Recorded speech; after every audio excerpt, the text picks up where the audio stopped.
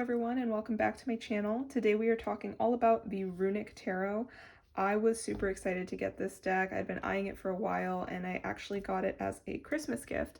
So I have had it for a couple of months. I've had a chance to work with it and really look through it, but I'm really excited to share it with you. And if you are interested in seeing this deck and hearing my thoughts, keep watching and let's get into it. So this deck is by Jack Sephiroth, Alan Dempster, and Jamie Elford, and it's published by Los Carabeo. And it comes in the magnetic closure type of big sturdy box. This is a nice box. I really like the artwork chosen for it. I actually don't have any other Los Carabeo decks that come in this big type of packaging that come with an actual full-fledged guidebook. All my other decks by them are just the small tuck box with a little white booklet, so that's exciting to see with this deck, especially if you are unfamiliar with the gods and goddesses in this deck as well as their stories. I was hopeful that it would have a little information on each of the stories, or at least give you some idea of who is in the cards, who's being depicted, and that is the case, so I was happy to see that. So let's just get into the deck. Nobody wants to hear me talk too much without seeing it. You have all of the runes of the Elder Fifth Arc listed here, as well as their names beneath them, so this is a quick little reference for you. And here's the guidebook. I'll get into the guidebook in a minute because everyone wants to see the cards. I have learned that no one wants to hear me talk about the guidebook until the end. So, the card backs. I am a fan. You've got the Helm of Awe in the middle, all of this knotwork and detail. I have never edged a deck before. I don't really do modifications to my decks, but this one has really got me considering trying edging so I can make it black. I feel like it would look super cool if it had black edges, but no matter. Cardstock, I like it. I like Los Carabeo cardstock. Shuffles well.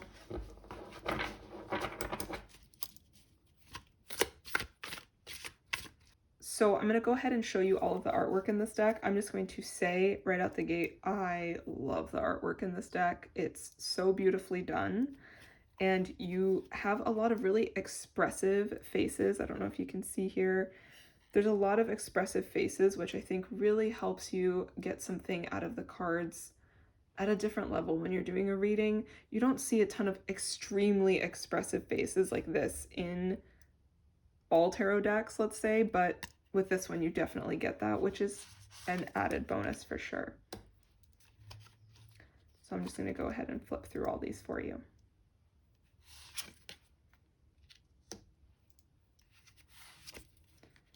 I also like that the runes are all kind of illuminated in each of the cards, so you can kind of see them more clearly. They jump out, it almost looks like they're glowing, which I like.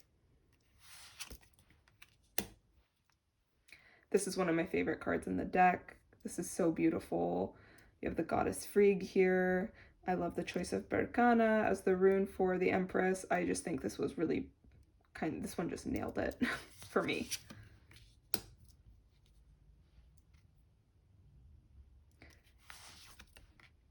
This is another really great card in the deck.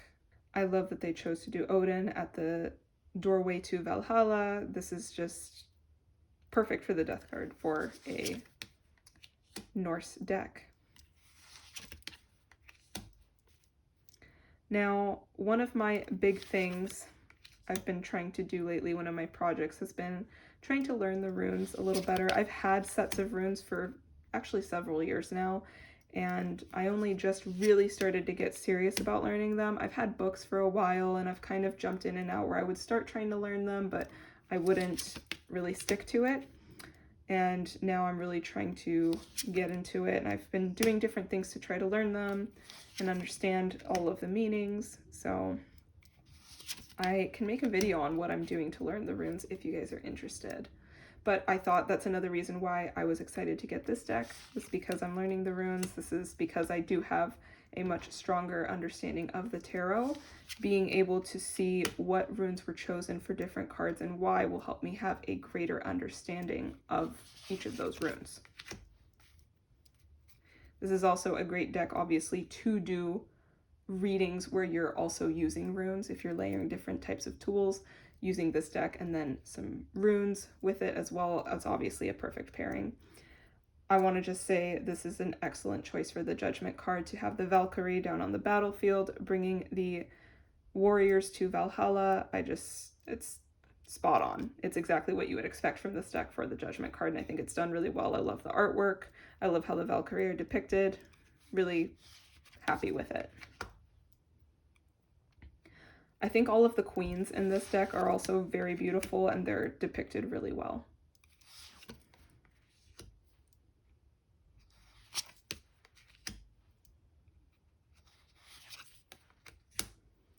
See what I was saying about how expressive the faces are? So this is the one, if you will just let me for one moment, this is the one card that I was a little bummed about. I would have hoped that the Hanged Man would have been Odin. I am not by any means a Norse mythology buff. I am not very well versed. I have only read a little bit of Norse mythology. I've listened to some podcasts on trying to learn a bit more about it. I am very interested in it, but I'm not by any means an expert at all. And maybe because I'm not an expert, that's why I feel this way. So forgive me if I'm wrong. But I really expected to see Odin hanging from the world tree, gaining the wisdom of the runes, especially because we're calling this the Runic Tarot, guys. There's runes on every single one of the cards. Wouldn't the story of Odin hanging from the world tree to gain the knowledge of the runes, the wisdom of the runes, wouldn't that be like, okay, we gotta have that in this deck? Maybe someone who is very well versed on Norse mythology can explain to me why that wasn't placed here. From my perspective, as someone who has been reading tarot for several years now, has studied tarot for several years, it's actually a common comparison made when you are learning the tarot and learning about the Hanged Man card. Many people will say, oh, another way you can think of this is Odin. In Norse mythology, they talk about Odin hanging from sacrificing himself, hanging from the world tree to gain the knowledge of the runes. People have pointed it out in other decks that are not relating to Norse mythology at all. They're like, this reminds me of Odin. You hear this very frequently. So the fact that it's not here is a bit of a bummer for me, and I'll stop talking because it's definitely a longer rant than it needed to be, but that's how I feel. So I don't know if anyone else is with me on that one, but yeah.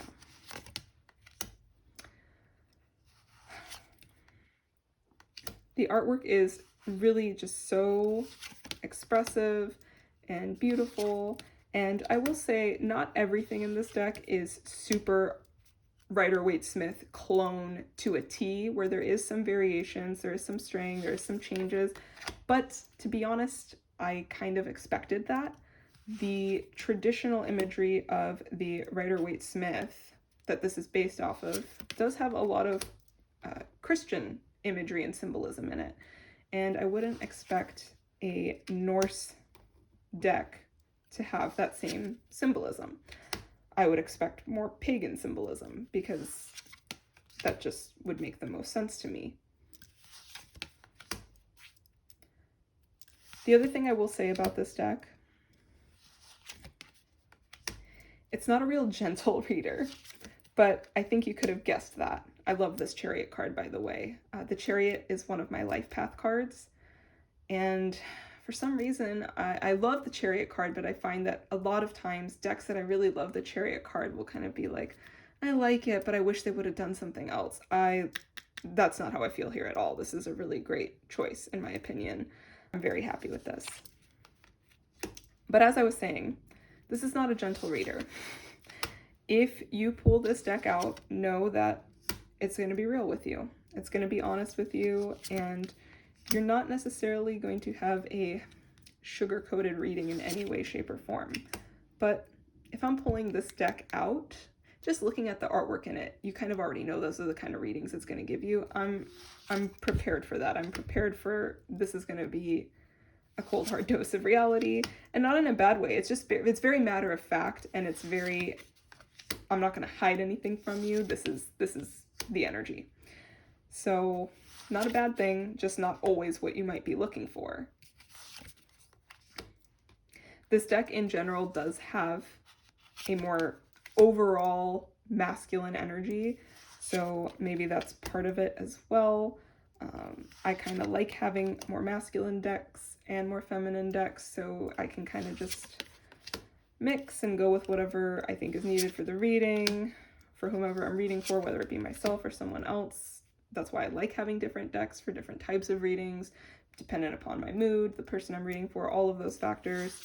So this deck certainly serves a purpose and it has a need in my collection, I think.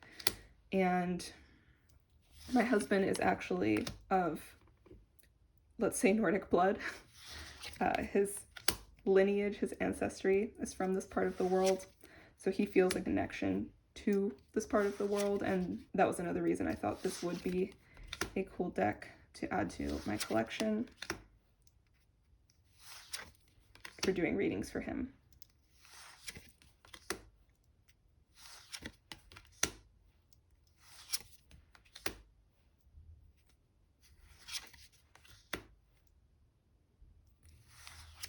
There are going to be battlefields, man. It's a Viking deck, so if you're not wanting to see that, this might not be the right deck for you, but there are definitely battlefields and things of that sort in quite a few of the cards. Okay, so the guidebook, I will get into it now in case anybody was just here for the flip through. Got that out of the way, you saw it. If you're still interested, let's talk about the guidebook a bit.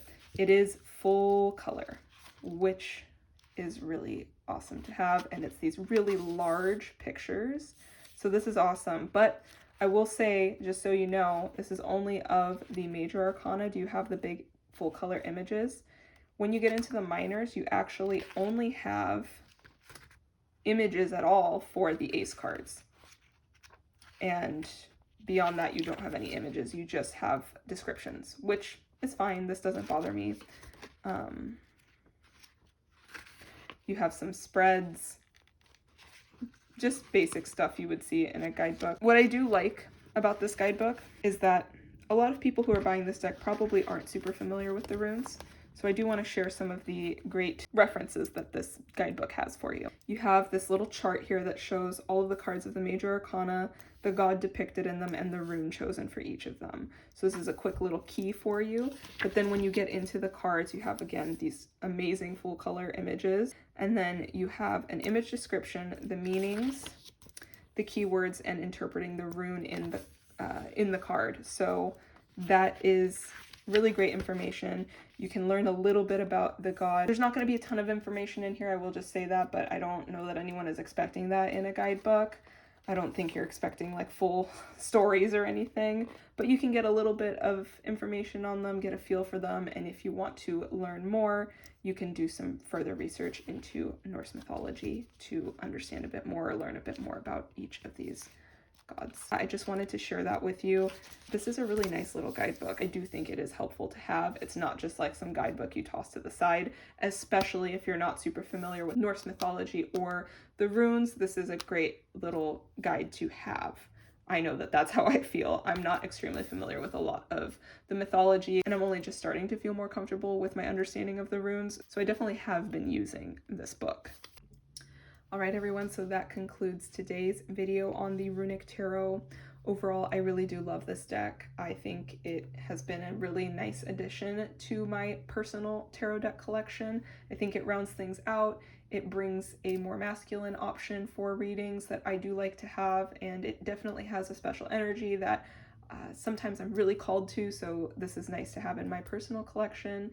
I think anyone that has any interest in Norse mythology or the runes would really get something out of this deck, and overall it's just beautiful. It has beautiful artwork, really nice guidebook, and I'm really happy that I added it to my collection. So if you have any questions about it at all, feel free to post them in the comments section. And if you like tarot and spirituality and anything in that realm, you can go ahead and subscribe to my channel if you'd like. That's what I like to post about, and I'd love to have you join along on the journey. I also have been posting shorts, and I'm doing all 78 cards of the tarot deck So if you're interested in learning, if you're new to the tarot, I'm doing these quick tarot lessons where I'm just giving you really high level information on each of the cards. So by the end of it, when I've completed the full 78 cards, you will be able to learn all 78 cards in under 78 minutes, since some of those shorts are less than a minute long. If you're interested, you can check that out as well. Thank you guys so much for watching, and until next time, take care and be well. Bye.